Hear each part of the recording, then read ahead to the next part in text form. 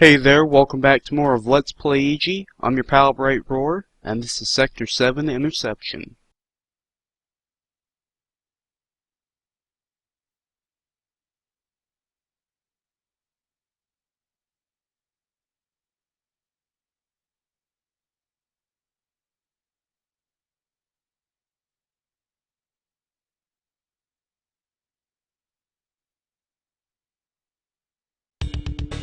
Nope, not happening, Dan. Not in this sector. Speaking of which, welcome to Sector 7, a much better stage than Sector 6 for sure. Unfortunately, it starts off a little slow, a little trite, but it definitely picks up steam in the latter half of the stage, and that's where it becomes one of my favorite in the game.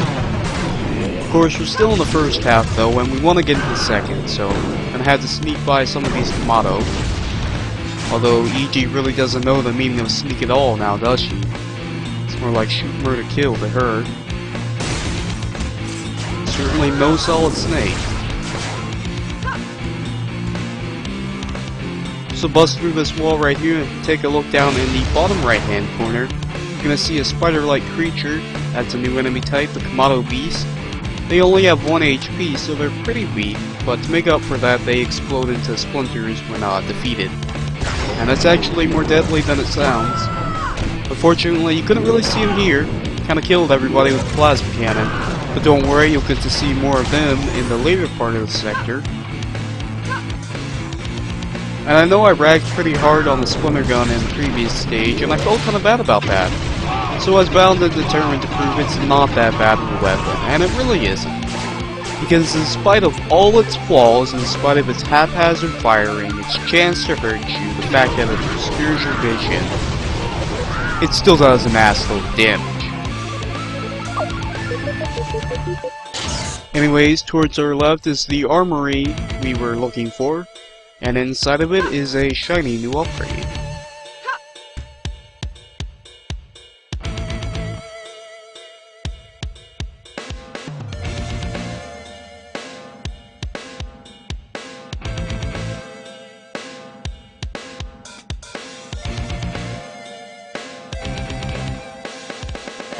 Don't worry, Dan. I've murdered hundreds of aliens and taken explosions to the face. I think I got this. Anyways, now's a good time as any to stock up as well as level up. We'll go ahead and raid this armory, take everything. Nano, ammo, whatever. And we'll upgrade ourselves a little bit and grab this armor upgrade here too. And with that, EG is now projected 3 times as much as normal from armor damaging weapons, so pretty cool.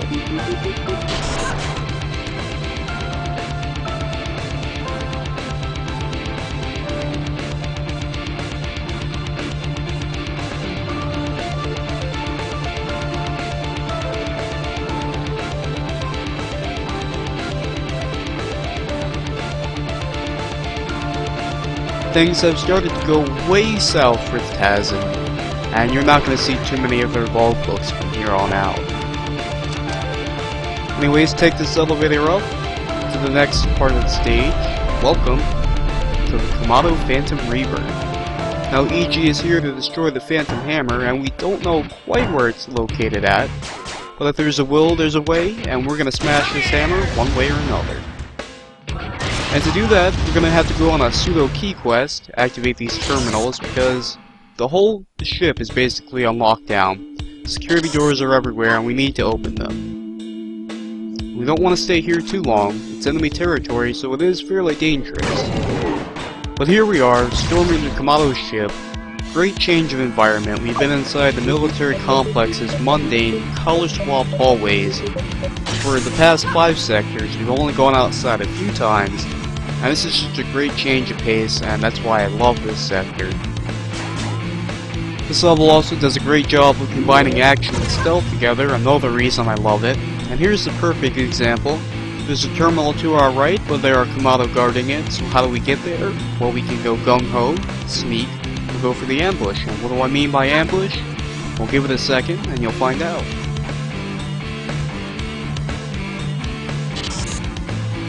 So these guys right here just completely clueless, dead before they even hit the floor, dead before they even knew what hit them.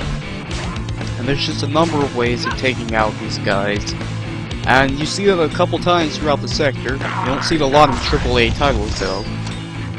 So you're afforded a lot of freedom, and in my opinion, that's pretty cool. Anyways, time to show the pulse cannon a little bit of love. Can't forget these guys, including their little former blade right there. Still does a pretty bang up job, not that great though. Got better weapons for sure.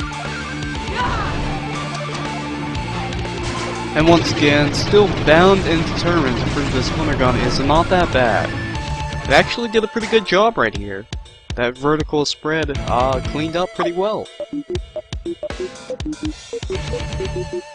So we'll get a little bit of ammo as a reward, and then we're going to head on back to the right part of this ship.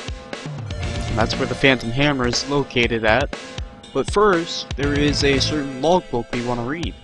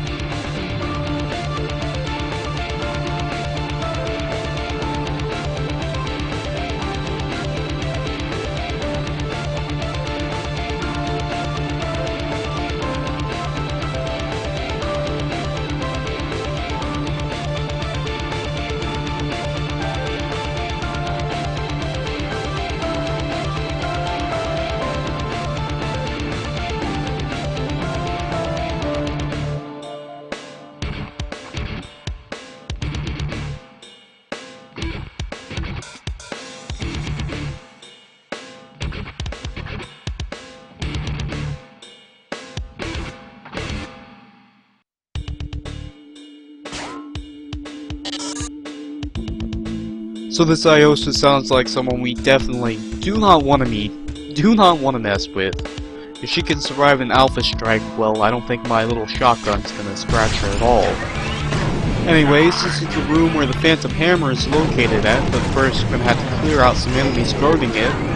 And with Nano Rage, that's not too bad, and yes, I could just whip out the Velocitor, make short work of these guys, but even I think that's a little excessive. And the Plasma Cannon does its job just as well, if a little less flashy. So over to the left is another logbook, and that would teach us the hidden skill Teching. And what Teching does, if you press C right before you're hit with an explosive, you won't be sent flying back. And that's pretty cool. The problem is, the timing is very tricky, and pretty much impossible to pull off reliably. So here's the Phantom Hammer, a couple pellets from our shotgun, and mission accomplished. Now it's time for EG to give the hell out of dodge, because the Komodo are not happy with this, and we're gonna have berserkers teleporting in all over the place. And that was a very interesting way to level up, for sure. And I considered going back and taking all these guys out, grabbing the Nano, but didn't really feel like risking it with that berserker up there.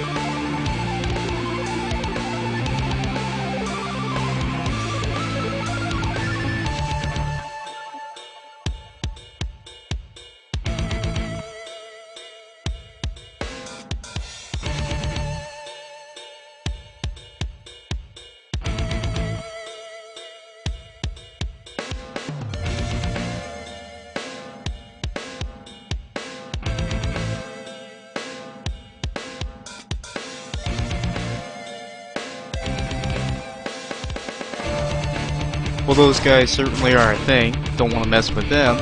Right now, it's time for EG to make her escape off the Komodo Reaver, and why not get handed a face full of MPFB? All in the day's work. These guys love firing off their resonance reflector at the most inopportune times, and they especially love firing it off on higher difficulties. This one was just a case of bad luck.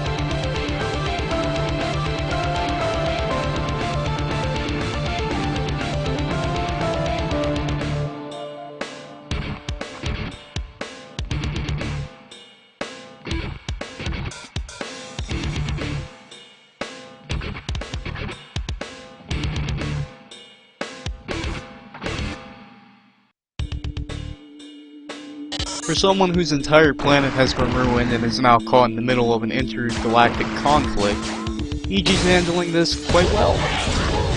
Much better than I would, for sure. Let's head on over to the right and take out these model beasts, and up above us is another one of Maya's ribbons.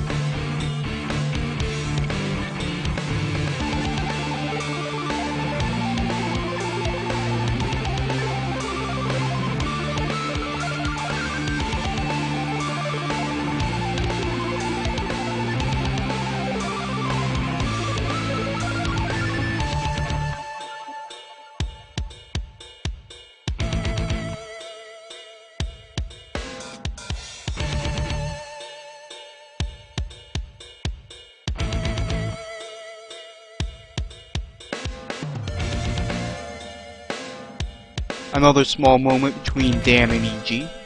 And at this point the sector is almost finished. We've only got a few Kamado and Tazan guarding the way. Gonna go ahead and take them out pretty fast. As the lead right here, he just killed his friends. Gave up the moment he saw me coming.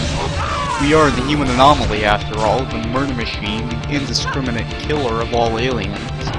Well hell, I might be a little scared too. Let's just go ahead and electrocute another elite. CFIS does a great job of stun logging enemies. Makes them pretty easy to take out. And that was bizarre there to say the least, but this Kamado Beast survived. And I couldn't really get him, he wasn't cooperating. You can see they loved the jump. I had to time this just right. And everything worked out. So this is the end of the sector. The exit is straight above us. I'm going to upgrade a few stats and see you at the boss.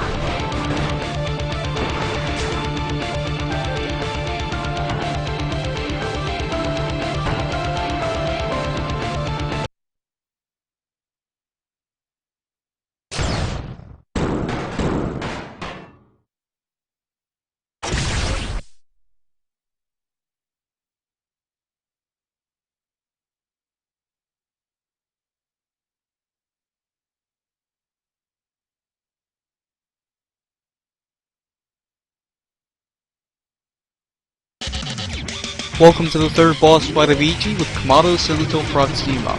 Now this guy is a different kind of beast compared to the bosses we've fought so far. At 200 HP and equipped with most of the weapons in the game, Proxima has a load of firepower, mobility, and a lot of armor. In fact, none of our armor damaging weapons can even scratch him, and our explosive only deal half damage. So how are we going to hurt this bastard? Well, his one weakness is that he's very light. And as a result, EG can kick him. And we're going to kick this guy into those electropads. And we're going to be doing that a whole lot this fight.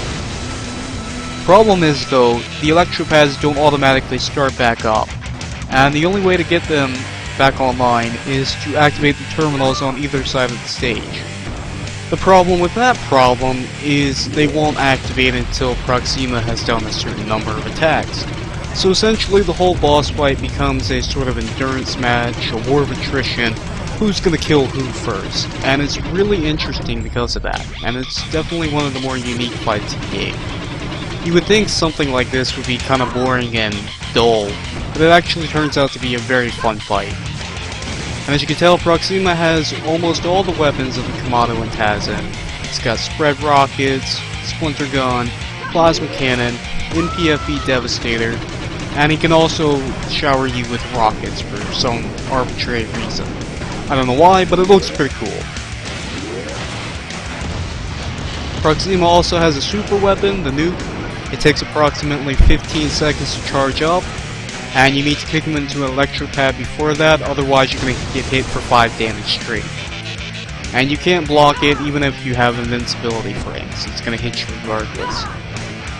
And of course, Proxima is going to try and come in contact with you directly, and that'll rapidly drain your armor. But I like to imagine that EG was a superstar soccer player before the Alpha Strike, and this is no problem. Proxima is just a giant metal soccer ball. He also loves to combine his attacks, and that can make it really hard to see, especially with the Splinter Gun or the Rocket Hail. Just kind of obscures your vision. And he really liked that MPFB Devastator this fight. I was doing some rapid fire dodging right there. But really a fun fight, and a nice little detail that Ramar tossed in. The more you damage Proxima, the more he's going to look beat up, which is actually kind of nice. The best way to deal with Proxima's multi-directional attacks, which are by far and away its most devastating, is simply to jump off. EG's vertical speed is much faster than Proxima, and he'll end up firing off into space for no reason, which is good. So while both the electro pads deal a good bit of damage to Proxima, and he typically shrugs off most weapons, there are 2 that'll deal full-blown damage to him, and they are both in EG's arsenal right now, the CFIS and the Velocithor. Both will cut straight through his armor and deal him full damage. And technically it's possible to defeat him using both those weapons. The problem is you're not going to have enough ammo at this point, more than likely. And you're going to have to use the electro pads or find some other method of damaging you. So Proxima's looking pretty beat up right now, but we aren't looking much better either. We're not quite in the red, but we're looking a little rough. And while we've got health power-ups all across the room, we really don't want to take too much more damage. We don't know what this guy's going to pull out. And surprisingly, he was able to get off another nuke, or at least try and charge it up. Not going to happen, buddy. Not going to happen. And with that, Sentinel Proxima is smashed into oblivion.